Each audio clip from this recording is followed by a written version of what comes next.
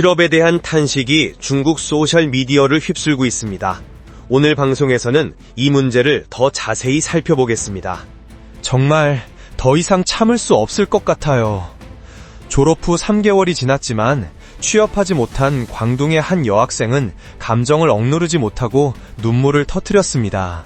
중국 경제는 계속 침체되고 있는 반면 대학 졸업생 수는 해마다 증가하고 있습니다. 이로 인해 많은 젊은이들이 더우인, 위챗, 샤옹수와 같은 소셜미디어 플랫폼을 통해 해고되거나 구직 활동을 하지 못하는 것에 대해 탄식하고 울부짖고 있습니다. 이 상황이 얼마나 심각한 걸까요? 속수무책인 고백을 들어보세요. 한 사람은 이렇게 말했습니다. 더 이상 살 수 없을 것 같아요. 방금 해고당해서 베이징에서 12년 일하다가 사직서를 냈는데 오늘이 마지막 근무일이에요. 다들 2024년이 매우 어려울 거라고 하셨는데 많은 회사가 인력을 감축하고 있어서 결국 실업에서 벗어날 수 없을 것 같아요. 오늘 아침에도 저는 평소처럼 일어나 버스를 타고 출근해서 점심을 먹었습니다. 그런데 오후에 사장님이 모두를 긴급 회의에 소집하시고 오늘이 마지막 근무일이라고 발표하셨습니다. 회의에서 우리는 다음 계획을 논의했습니다. 40세 동료는 이 나이에 취직하는 것은 거의 불가능하다고 말했습니다. 저는 35세이고 갓 결혼해서 아이가 없는 여자 동료도 같은 어려움을 겪고 있습니다. 또 다른 한 명은 이렇게 한탄했습니다. 현실에 뺨을 맞은 것 같아요. 저는 35살이고 명문대 석사학위를 받았지만 매달 2만 위안, 약 7천만 동의 주택담보대출에 시달리고 있습니다. 지금은 남편과 저는 둘 다 실업 상태라 1천 위안, 350만 동도 감당하기 힘듭니다. 예전에는 제 월급이 3만 5천 위안이었고 아내는 1만 2천 위안 정도였습니다. 거기에 보너스까지 더하면 한 달에 5만 위안, 1억 7,500만 동이 넘었습니다. 대출금 상환은 별 문제가 되지 않았습니다. 그런데 모든 것이 갑자기 바뀌었습니다. 작년 12월 회사에서 급여를 삭감하고 직원들을 해고했습니다. 5년차 AI 프로젝트 매니저인 저도 해고를 피할 수 없었습니다. 또 다른 사람은 이렇게 말했습니다. 오늘 면접 보러 새 회사에 갔는데 모두 거절당했어요. 이유는 제가 35살이라는 단순한 이유였어요.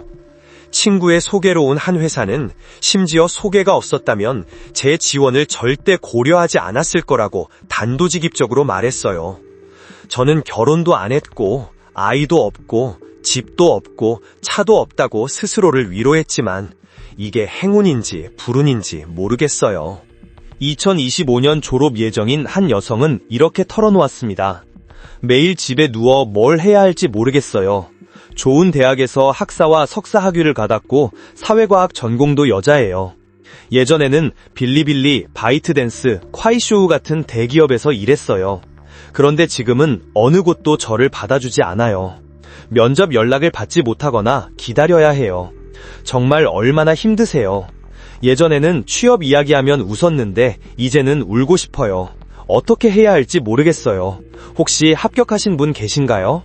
중국의 실업률은 점점 더 악화되고 있습니다. 2024년에는 중국의 많은 대기업들이 대규모 해고를 단행했습니다. 많은 사람들이 오전에는 즐겁게 출근했지만 오후에 사장으로부터 오늘이 마지막 근무일입니다 라는 통보를 받았습니다. 도우인, 샤오홍슈와 같은 소셜미디어 플랫폼에서는 실업 관련 주제가 점점 더 많이 등장하고 있습니다. 사용자들은 개인적인 경험을 공유합니다. 삶의 고충을 호소하는 사람도 있고 직장 내 불의에 분개하는 사람도 있습니다. 무력감과 분노를 표출하는 사람도 있습니다. 알리바바와 텐센트 같은 거대 IT 기업조차도 해고 물결에서 자유롭지 못했습니다. 알리바바는 2024년 1분기에 14,360명을 감원했습니다. 2분기에도 6,729명을 추가로 감원하여 올해 누적 감원 인원은 2만 명을 넘어섰습니다. 텐센트는 2022년 이후 직원 수를 10% 감축했으며 이는 여러 부서에 영향을 미쳤습니다. 한때 황금의 밥그릇으로 여겨졌던 외국 기업들은 더 이상 안전한 피난처가 아닙니다. 불안전한 통계에 따르면 2024년 초부터 액센추어, 캡제미니, IBM, 에릭슨, 시스코 등 많은 대기업들이 대규모 해고를 단행했습니다. 최근 피델리티 인터내셔널은 다련 사업부 폐쇄를 발표하여 약 500명의 직원이 일자리를 잃었습니다. 졸업생 수가 해마다 증가함에 따라 실업률도 높아지고 있습니다. 2020년에는 874만 명, 2021년에는 909만 명, 2022년에는 1076만 명으로 1000만 명을 돌파했고 2023년에는 1158만 명에 달했습니다. 올해는 졸업생 수가 1179만 명으로 사상 최고치를 기록했습니다. 중국 국가통계국이 10월 22일 발표한 자료에 따르면 16세에서 24세 사이의 청년층, 학생 제외, 실업률은 17.6%로 1년 만에 두 번째로 높았습니다. 그러나 이 수치는 정부 추산으로 실제보다 낮게 집계되었을 가능성이 있습니다. 베이징 대학교 장단단 교수는 작년 3월 청년층의 실제 실업률이 최대 46.5%에 달할 수 있다고 추산했습니다. 많은 사람들은 올해 졸업생의 취업률이 작년보다 낮은 50% 정도에 불과할 것으로 예상합니다. 그뿐만 아니라 많은 기업들이 비용 절감을 위해 장기 근속 직원 해고를 우선시합니다. 해외에서 귀국한 학생들조차 실업에서 벗어날 수 없습니다. 더윈 플랫폼에서는 1990년 광둥성 잔장 출신의 한 학생이 자신의 이야기를 공유했습니다. 그는 국내 대학교에서 의학을 전공했지만 2년 만에 중퇴하고 영어와 애니메이션을 공부했습니다.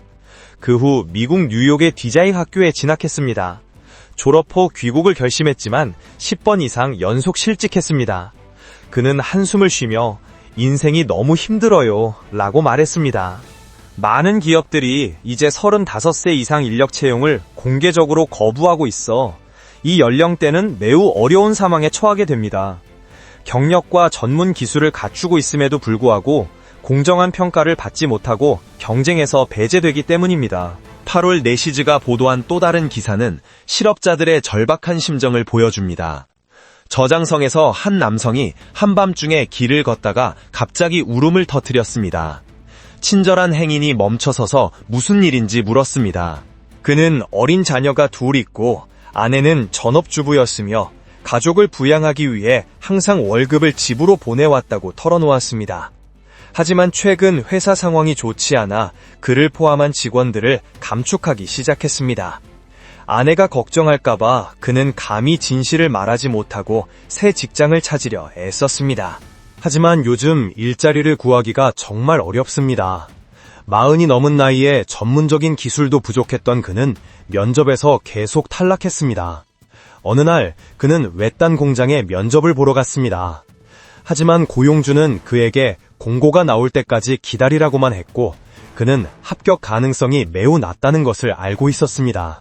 집으로 가는 길, 이미 어두워져 있었고 저녁도 먹지 않은 채 아내에게서 생활비를 달라고 하는 전화를 받았습니다. 그는 감히 진실을 말할 수 없었고 나중에 돈을 보내겠다고만 약속했습니다. 전화를 끊고 그는 다시 길을 갔습니다. 하지만 억눌렸던 감정은 더 이상 가라앉지 않았고 길에서 갑자기 눈물을 터뜨렸습니다. 더 이상 견딜 수 없다는 생각이 들었고 모든 희망이 완전히 사라진 듯 했습니다. 중국에서 실업 관련 이야기가 점점 더 흔해지고 있습니다. 많은 사람들이 수개월째 실직 상태이고 경제적 압박이 너무 심해 숨도 제대로 못 쉴 지경입니다. 더 이상 참을 수 없어 스스로 목숨을 끊는 사람들도 있고 사회에 대한 복수를 통해 분노를 표출하는 사람들도 있습니다. 여론은 중국 정부에 큰 책임이 있다고 보지만 정부는 책임을 회피하고 있습니다. 2027년까지 중국의 대학 졸업자 수는 약 1,400만 명에 달할 것으로 예상됩니다.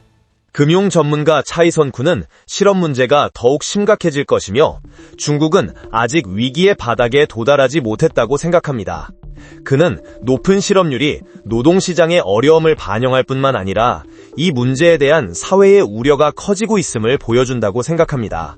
그는 기업들이 투자를 꺼리고 효과적인 투자 채널을 확보하지 못하고 있기 때문에 지금은 정부가 경제를 활성화하거나 자본을 투입하여 기업을 구제할 때가 아니라고 주장합니다. 민간 기업들은 발전할 기회가 없습니다. 자본시장 전문가 쉬전은 중국 경제가 극심한 피로 상태에 빠졌다고 지적했습니다. 2024년까지 중국에서는 46만 개의 기업이 파산하고 310만 개의 개인 사업 가구가 해체될 것으로 예상됩니다. 이로 인해 대규모 실업 사태가 발생하여 노동시장 상황이 악화되고 있습니다. 유명 대만 어네시아 자오 샤오후이는 중국의 실업 문제가 구조적인 것이며 경제 붕괴 위험에서 비롯된다고 생각합니다. 그녀에 따르면 중국 청년 실업은 4가지 주요 영향을 미칩니다. 첫째, 학생들은 지식을 실무에 적용할 수 없습니다. 둘째, 많은 젊은이들이 부모에게 의존해야 하므로 가족의 경제적 부담이 커집니다. 셋째, 일자리와 소득이 부족하면 늦게 결혼하거나 자녀를 낳지 않는 경향이 생겨 장기적으로 부정적인 영향을 끼친다. 넷째, 미래에 대한 신뢰 상실은 중국 정부의 안정성을 위협할 수 있습니다. 그녀는 사회적 압력이 정부가 통제하기 어려운 심각한 문제를 야기할 수 있다고 경고했습니다. 실제로 직장을 가진 사람들조차 삶이 점점 더 어려워지고 있습니다. 노동의 가치가 하락하면서 열심히 일해야 하지만 여전히 생계를 유지하기가 어려워지고 있습니다. 예전이는 이렇게 말했습니다. 예전에는 부모님이 보내주신 2,000위안이 너무 적다고 생각했어요. 하지만 제가 일을 시작하면서 그 돈을 벌려면 부모님이 하루 10시간 이상 일하셔야 한다는 걸 알게 됐어요. 부모님은 일을 위해 젊음을 희생하셨죠. 하지만 제가 아무리 노력해도 부모님처럼 가족을 부양할 수는 없어요. 치열한 경쟁 속에서 많은 우수한 청년들이 자신의 능력에 맞지 않는 일자리를 선택해야 하는 상황에 놓였습니다. 9월 윈난성 바오산 학원은 기숙사 관리자와 경비원 7명을 모집한다고 발표했는데 그중 4명은 석사학위 소지자입니다. 이와 유사하게 난징 항공우주대학교 부속고등학교의 임시채용 공고에는 물리학 석사학위 소지자도 포함되어 있습니다. 대졸자뿐만 아니라 건설 노동자 같은 비숙련 근로자들도 실업 상태에 있습니다. 실내 장식업계에 종사하는 34살 목수는 이렇게 말했습니다. 저는 실업자입니다. 34살에 실업하면 중년 실업으로 간주될까요? 제 직업은 본질적으로 불안정해서 일할 때는 하루에 300위안을 벌지만 일하지 않을 때는 수입이 없습니다. 작년 하반기부터 건설 현장 일감이 점점 줄어들고 있습니다. 올해도 여전히 간헐적으로 월급이 3,000위안 남짓밖에 안 됩니다. 3에서 5일짜리 단기 계절 근무조차 구하기 어렵습니다. 주택담보대출금 상환도 일주일 남짓 남았는데 건설 프로젝트마저 중단되고 있습니다. 비숙련 노동자를 위한 아르바이트도 구하기 힘듭니다. 새해까지 90일 넘게 남았는데 배달이나 음식 배달 같은 일을 알아보고 있어요. 딱히 안 맞는 건 아니고 저는 시골에서 열심히 일하는 사람이라서 그런 건 전혀 문제가 안 돼요. 하지만 평균 소득이 3,000위안, 약 57만 원을 조금 넘는데 4인 가족 생활에 턱없이 부족해요. 어떻게 해야 할지 정말 모르겠어요. 위챗 영상에서 많은 젊은이들이 가족에게 실업 사실을 알리지 않고 시간을 보내기 위해 스타벅스나 도서관에 자주 간다고 털어놓았습니다. 한 우한 대학교 졸업생은 4개월 전 해고된 이후 매일 출근하는 척했다고 털어놓았습니다. 그는 이렇게 말했다. 저는 아침 7시에 일어나 8시에 도서관에 도착하는데 그때도 자리를 찾기가 정말 힘들어요. 도서관에는 저처럼 직장에 다닐 때와 같은 일상을 유지하려고 직장에 가는 척하는 사람들이 많을 거라고는 생각도 못했을 거예요. 직장에 가는 척하는 건 도피가 아니라 삶의 안정을 유지하는 방법이라고 생각해요. 온라인에서는 이런 사람들을 새로운 노숙자라고 부르는데 이는 품위 있는 외모를 유지하기 위해 저축을 쓰고 도서관에서 점점 더 많은 시간을 보내며 새 직장을 기다리는 실업자, 산업 노동자들을 일컫는 용어입니다. 하지만 언제 일자리를 찾을 수 있을까라는 질문은 여전히 큰 미지의 영역으로 남아 있습니다. 많은 젊은이들이 더 이상 참을 수 없어요 라고 외쳤습니다. 정말 더 이상 참을 수가 없어요. 정말 더 이상 참을 수가 없어요. 3일 동안 잠도 못 자고 70시간 넘게 버텨야 했어요. 눈 밑 다크서클이 제 평생보다 더 길어졌어요. 2019년에 대학교를 졸업하고 3년 동안 일하다가 실업자가 됐어요. 사장님이 하신 말씀이 웃기더군요. 회사가 나이든 직원을 우선시하는 이유는 가족과 자녀가 있어서이고 저희보다 압박감이 더 크기 때문이라고 하더군요. 하지만 우리 같은 젊은 사람들은 압박감이 없나요? 시골에서 자란 저희 같은 사람들에게는 결혼조차 어려운 일이라는 걸 말씀드리고 싶어요. 얼마나 힘든지 아세요? 부모님께서 저를 많이 지원해 주시지 못해요. 기껏해야 결혼 자금 정도만 지원해 주실 수 있을 뿐이에요. 하지만 집이나 차를 사고 싶어도 부모님은 감당하실 수 없어요. 어쩔 수 없이 열심히 일해야 했습니다. 밤늦게까지 일하기도 하고 2가지 일을 동시에 하기도 했습니다. 결국 우한에 집과 차를 살 돈을 모을 수 있었습니다. 작년 5월에 아내와 결혼했습니다.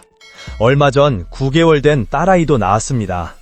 처음에는 그저 열심히 일해서 최대한 빨리 빚을 갚고 싶었습니다. 하지만 아이를 키우는데 드는 비용만 생각하면 도저히 감당할 수 없었습니다. 정말 제 형편이 안 됐어요. 그냥 버티는 게 나았다고 생각했는데 가끔은 정말 더 이상 살아갈 수 없을 때도 있었거든요. 매달 주택담보대출금과 차 할부금을 갚고 나면 먹을 것도 살 돈이 남지 않았어요. 아내에게 이 사실을 숨겨야 하는 게 벌써 3번째 날이에요. 결혼 후 아내는 임신 때문에 직장에 가지 않고 집에 남아 아이를 돌보았어요. 저도 아내에게 출근하라고 하지 않았어요. 아내가 제 아이를 돌보는 것 자체가 이미 저에게는 매우 소중하고 중요한 일이기 때문이죠. 어쨌든 아내가 제 경제적 부담을 덜어준다면 좋겠지만 아내를 탓할 생각은 전혀 없습니다. 요즘은 매일 아르바이트를 하고 또 아르바이트를 하고 밤에는 아무 일도 없었던 것처럼 집에 가요. 하지만 현실은 이번 달을 어떻게 보낼지 모르겠어요. 다음 달에 주택담보대출금과 자동차 할부금을 갚지 못하면 어떻게 해야 할까요? 생각만 해도 가슴이 개미 수천 마리가 기어다니는 것 같아요. 말로 표현할 수 없는 불편함이에요. 저는 겨우 27에서 28살입니다. 지금이 바로 도전할 나이죠. 어려움도 두렵지 않고 힘든 일도 두렵지 않습니다. 사실 고난이나 피로도 두렵지 않습니다. 제가 유일하게 두려운 건 돈을 못 벌게 되는 것뿐입니다. 아시죠? 제 말은 현실적이에요. 3년 전과는 달라요. 3년 전에는 고난과 피로를 견뎌내면 돈을 벌 수 있었죠. 하지만 지금은 아무리 열심히 일해도 돈을 벌 수 없어요.